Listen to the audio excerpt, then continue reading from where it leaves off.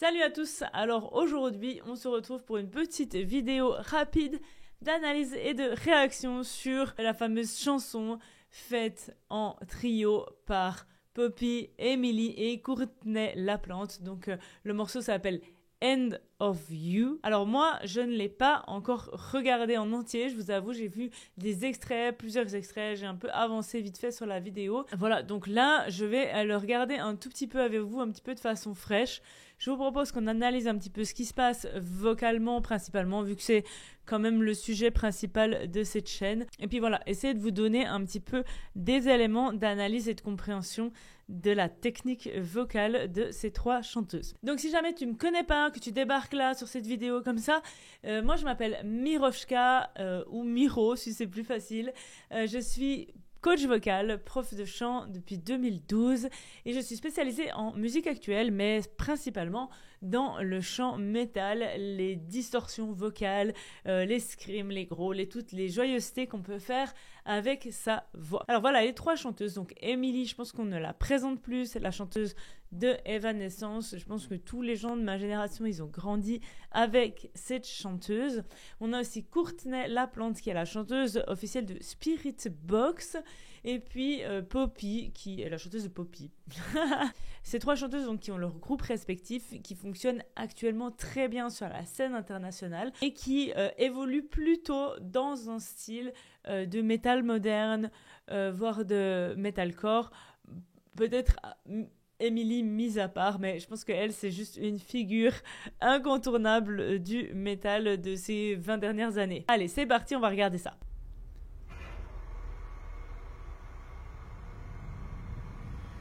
I toil in silence, don't know where my mind is, numb from the shock of it all. Cut myself open, but I wasn't broken, tried to fix what wasn't wrong. J'arrête là juste pour une chose. Donc Emily, ça commence avec elle, avec quelque chose de très doux, évidemment. Moi, j'adore sa voix, j'adore sa façon de placer son son et de travailler son son.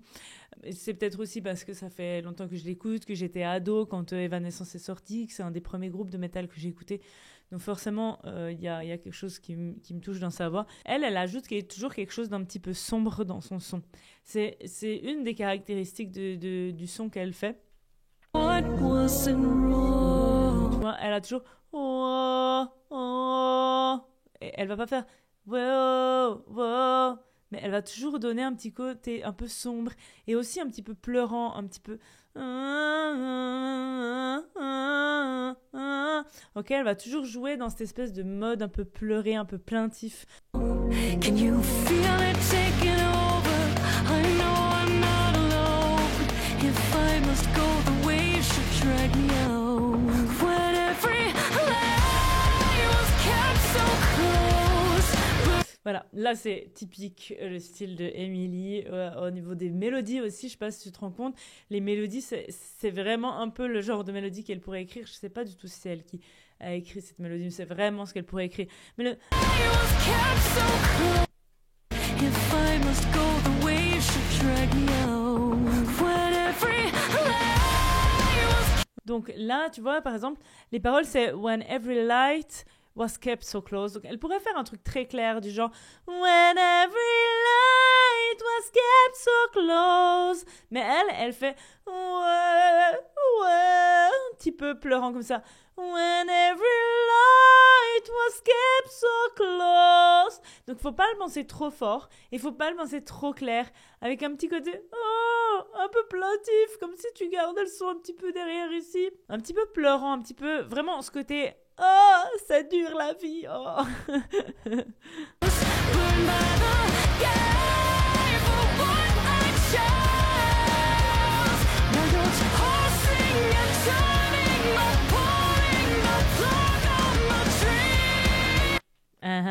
Attends.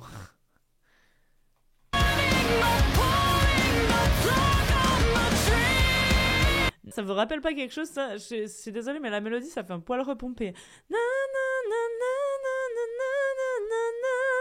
Ça, elle avait déjà ça dans une de ses chansons. Je sais plus le nom là en tête, mais la mélodie, c'est du typique Emily, voire un peu repris de ses anciennes chansons. Hein.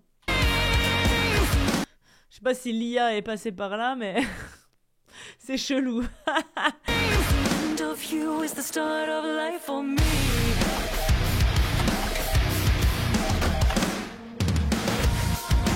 How is that to know? Donc là, on a Poppy qui arrive.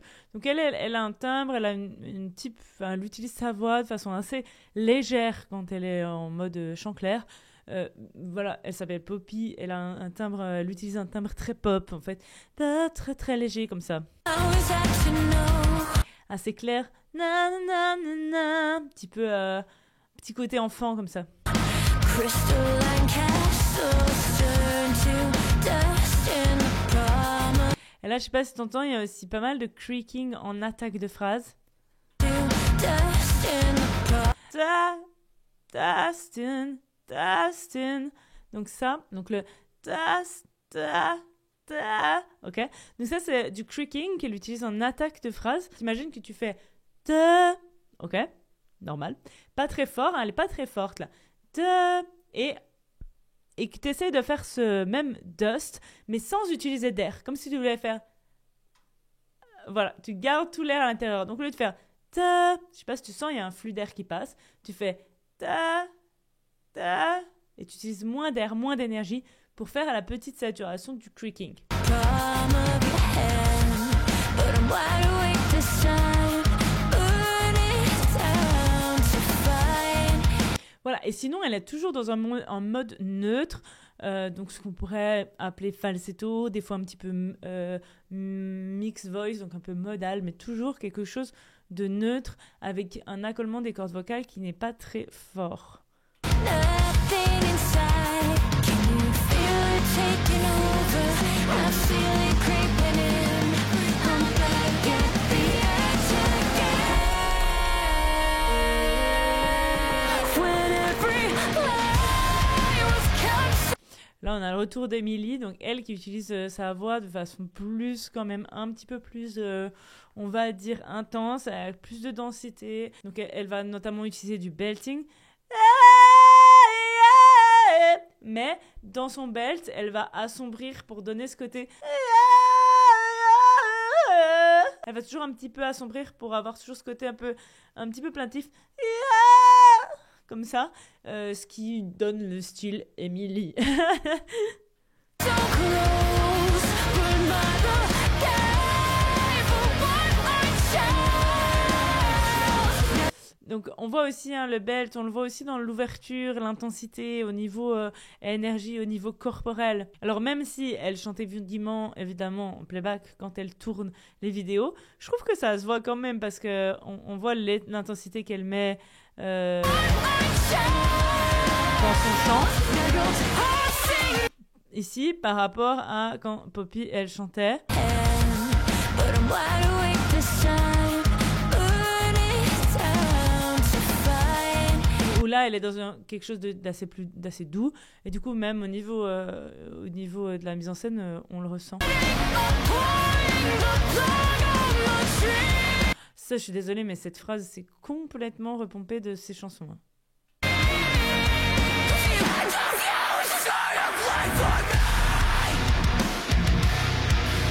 Oh, voilà Courtney. Alors, là, donc, on passe en scream. Donc, le scream de Poppy, typique. Donc là, je sais pas si t'entends, hein, c'est assez produit comme chanson. Donc, on a forcément plusieurs couches, plusieurs layers de scream. Donc, il faudrait vraiment pouvoir écouter que son scream quand il est tout seul. Ok, comme ça, mais évidemment, ça n'arrivera pas. Donc là, on est typiquement dans un type de fry scream assez basique. À mon avis, on est sur du fry scream en falsetto, avec une base falsetto, majoritairement du creaking.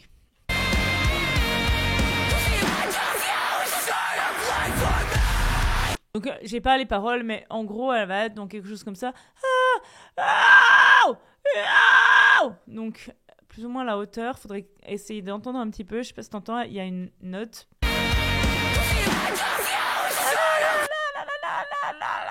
Donc plutôt là. Donc elle va être plus ou moins dans cette hauteur-là de scream, quoi. Ok, et assez, à mon avis, plutôt basique, plutôt en creaking simple.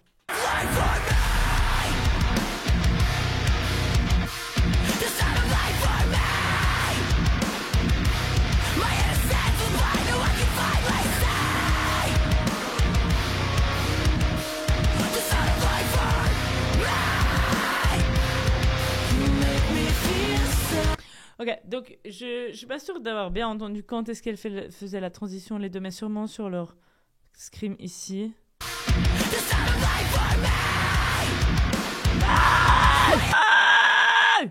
Par là. Donc là, typiquement, en fait, Courtney LaPlante et Poppy, elles utilisent plus ou moins quand même le même type de scream.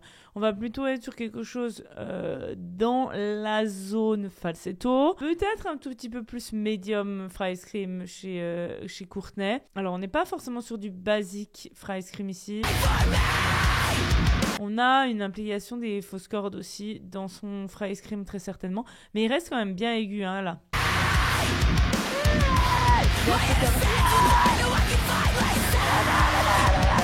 Hein, il a à peu près cette hauteur. Hein.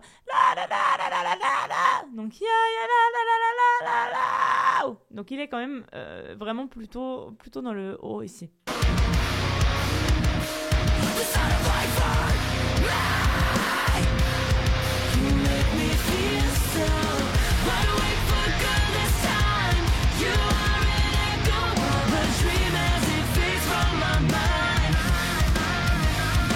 Donc là, elle chante dans sa zone un peu de voix, ce que je pourrais dire la voix un peu pop, comme ça.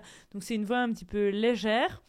Oh, légère, c'est pas un mauvais terme, hein, c'est juste pour dire, voilà, elle n'est pas en train, par exemple, de faire un gros belting. Elle utilise un timbre qui est un petit peu plus clair.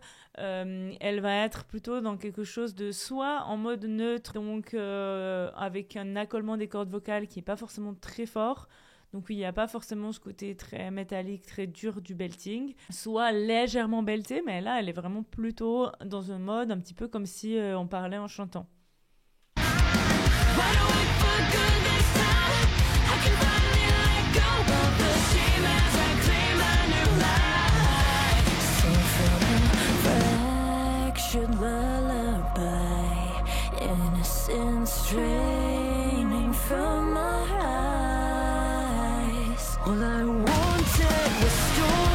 Donc là, Poppy revient avec vraiment du M1, hein, je sais pas, mais disons quelque chose de très léger, aussi très neutre, avec un peu d'air audible dans la voix. Donc ça, c'est ce qu'on entend. Hop, attends, si je te remets. Et toujours ce petit côté un petit peu avec du creaking qui va donner un petit côté un peu... On l'utilise souvent pour donner un petit côté un peu sexy. Ok, donc ça, c'est vraiment typique du creaking. Là, il y a une harmo aussi, il y a une harmonie qui est vraiment jolie.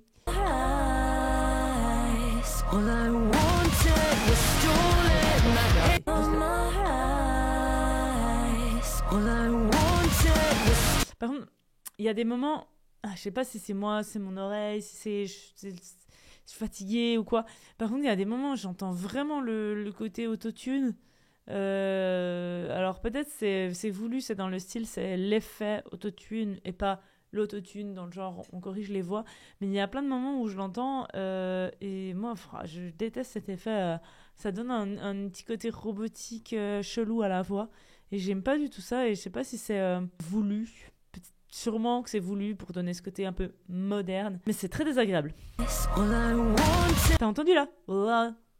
C'était hyper chelou ça. C'est d'accord, c'est retouché ça. Bref, c'est un truc... ouais, personnellement, j'ai pas grandi avec cet effet-là et il me gêne particulièrement.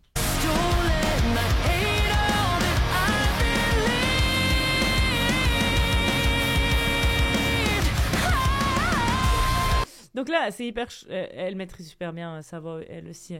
Leave. Donc sur un I, réussir à faire quelque chose comme ça, qui est un petit peu avec de la densité, qui a un petit peu de poids comme ça, c'est vraiment super chouette parce que sur les I, c'est vite compliqué parce que le I, on sait, c'est pas la voyelle la plus facile à belter. Donc en général, sur un I, on est toujours dans un mode un petit peu retenu. Donc quand tu fais des I comme ça, faut pas que tu imagines le faire hyper fort. Par contre, il y a pas mal d'énergie. Il faut que tu imagines toujours que tu le gardes un petit peu à l'intérieur. Imagine le plaintif nouveau. Ok, et pas comme si tu voulais faire ça marche pas, on peut pas le faire en belt, ça. Et juste après,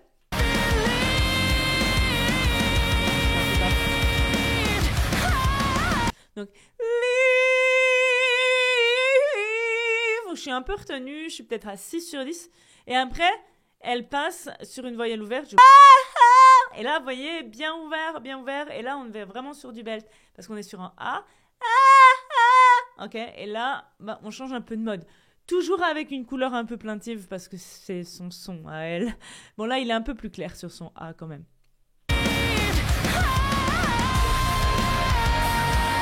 Ouais, il est quand même un petit peu plus clair. Et pas trop sombre.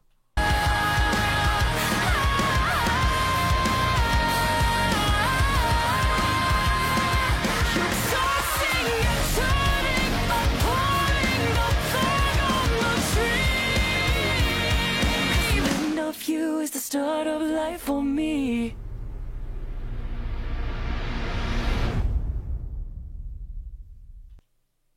C'est la fin, déjà. Mais c'est passé trop vite. Alors attendez, je reprends juste cette dernière phrase. You is the start of life. Attends.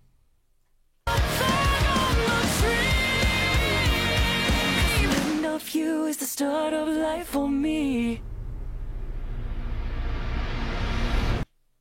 Ok, la musique fait 3 minutes 25. Bon, déjà, je ne l'ai pas trop vu passer, donc c'est quand même c'est cool. Par contre, ça se finit un peu comme ça. En fait, j'avais vu que des extraits, et en fait, j'ai vu les extraits. Ils ont publié les extraits, c'était que les meilleurs moments, quoi. C'était là, la fin du refrain chanté par Emily, puis le passage en scream. Genre, le passage en scream, il est minuscule. Et on entend à peine Courtenay. Je trouve que l'équilibre entre les trois, il est vraiment pas bon. En fait, on aurait pu faire un meilleur équilibre. Il y a beaucoup Amy et un peu Poppy. Et Courtenay, elle fait genre une apparition au milieu. Donc je sais pas, au niveau... Moi, je me pose des questions au niveau marketing du pourquoi ils ont fait ce trio, à qui ça servait, etc. J'ai pas fait spécifiquement de recherche là-dessus parce que voilà, moi, ce qui m'intéresse, c'est surtout de parler de la voix. Mais c'est vrai que ça m'interroge un peu parce que là, les trois meufs, elles sont incroyables. Et je pense qu'on aurait pu faire... on aurait pu faire mieux, mais on aurait pu mettre mieux en valeur les voix de chacune. Peut-être, moi, ça aurait été moi, j'aurais mis plus de scream, plus de growl et de ce qu'elles sont capables de faire. Parce que Courtenay, là, on n'a pas vu la moitié de ce qu'elle sait faire. Voilà, c'est juste un petit peu dommage. Donc au niveau vocal, il n'y a rien de surprenant. Clairement, si tu écoutes ces trois chanteuses-là, elles font ce qu'elles savent faire. Et puis au niveau musical aussi, c'est vrai que je ne veux pas dire que ça casse pas trois pattes à un canard, mais c'est déjà du vu et revu. Donc légère déception, comme je vous dis, c'est la première fois que je la regarde en entier en fait cette vidéo. J'avais juste vu les extraits où voilà, c'est les meilleurs moments. Et là, je reste un peu sur ma faim parce que c'est trois incroyables chanteuses. Et on a... Emily, oui, on la voit beaucoup chanter, mais à part ça, les deux autres, je trouve qu'on ne voit pas l'étendue de leur capacité. Surtout pour Courtenay. C'est un peu dommage. Donc encore une fois, je sais pas dans le contexte dans lequel ça a été créé, parce que des fois, pour promouvoir des chansons, promouvoir des artistes, promouvoir des albums, on crée artificiellement un petit peu comme ça des duos, des trios, parce que ça arrange, parce que ça fait du public. Donc peut-être que c'est pour ça et que du coup, fallait mettre plus en valeur Emily ou plus en valeur Poppy, je sais pas, par rapport à quelqu'un d'autre. Alors moi, j'ai un peu l'impression qu'on a mis trois chanteuses ensemble sur un morceau qui est quand même très facile à écouter pour du métal, quand même très métal écoutable. Peut-être que justement c'est des morceaux qui sont intéressants pour un public qui n'est pas averti, donc qui n'est pas spécifiquement métalleux, comme si on avait voulu créer ce morceau pour un public plus large que juste le public du métal. Parce que finalement, le scream, il prend peu de place. Finalement, le côté vraiment métal, lourd, ben, ça va. Franchement, je pense que même si tu connais pas le métal, tu arrives largement à écouter ça. Alors, c'est peut-être justement intéressant parce que on sait tous que le métal extrême, par exemple, c'est quand même compliqué à écouter. Il faut avoir les codes, il faut avoir l'habitude d'écouter ça, sinon on comprend pas en fait cette musique. Et ben, ce genre de morceau, ben, peut-être ça plaît pas à tout le monde au niveau du métal parce que c'est un peu trop mainstream. Moi, personnellement, ça m'intéresse pas des masses parce que voilà, pour moi, il se passe pas grand-chose au niveau musical par rapport à mes goûts. Encore une fois, je dis c'est vraiment mes goûts, mais ça a l'intérêt, c'est comme du Linkin Park, tu vois. Linkin Park, c'est un super groupe pour rentrer, mettre un pied dans le métal et commencer à comprendre les codes. Et ce genre de morceaux, ce genre de collaboration, en plus avec des artistes féminines, ça peut vraiment aider à faire, à populariser, à démocratiser un petit peu ce genre-là et à permettre à des gens qui n'auraient peut-être pas écouté de métal d'en écouter. Et puis évidemment, il y a toute une frange de personnes qui aiment le métal de ce style-là et qui n'aiment pas forcément le métal extrême. Donc du coup, pour toutes ces personnes, je pense que ça leur conviendra très bien. Voilà, au niveau technique vocale, ben, il n'y a pas grand-chose à dire. Par contre, si ça vous dit que je fasse des vidéos réactions spécifiques sur les chanteuses en question, ça, c'est tout à fait possible. Donc, je pourrais faire des vidéos spécifiques sur la technique de Emily, de Courtney Laplante, de Poppy, pour vous expliquer un petit peu ce qu'elles font plus en détail. Ça, c'est tout à fait possible. N'hésite pas justement à me mettre en commentaire si ça te dit que je fasse des vidéos réactions et analyses de ces chanteuses-là plus particulièrement. J'aimerais bien aussi avoir un peu ton avis sur ce morceau. Sur les chanteuses évidemment, mais sur le morceau en général, sur la musique, et comment toi tu l'as ressenti, comment toi tu l'as aimé, est-ce que tu as trouvé trop génial, est-ce que tu es aussi un petit peu resté sur ta faim, là je suis désolée, c'est mon avis perso, ou est-ce que, voilà, c'est intéressant de débattre, encore une fois, soyons sympas entre nous en commentaire. Chacun a son avis, on doit respecter aussi l'avis et la sensibilité des gens. On n'a pas tous les mêmes goûts, c'est normal. Mais ça serait intéressant d'avoir un petit peu vos ressentis sur cette chanson, sur ces artistes. N'hésite pas aussi à me mettre un petit pouce bleu parce que ça aide la chaîne, ça m'aide à faire plus de vidéos. Si tu veux un petit peu en savoir plus aussi sur moi, sur ce que je fais, sur les coachings, si tu veux prendre des cours de chant, donc tu auras en description mon site, mais aussi celui de Sing and Scream. Sing and Scream, c'est un collectif de profs de chant saturés français, francophones, et qui travaillons ensemble pour déjà avancer les connaissances sur le chant saturé, la distorsion. On participe à des recherches, mais aussi on travaille ensemble pour s'améliorer en tant que prof. On est tous déjà diplômés et on a tous de l'expérience dans les distorsions vocales. Donc n'hésite pas à faire un tour sur le site Sing and Scream si tu veux plus d'informations sur les chants saturés et potentiellement aussi si tu veux prendre des coaching. Voilà, c'est tout pour moi. On se retrouve en commentaire et aussi sur Instagram et je te dis à bientôt pour de nouvelles vidéos.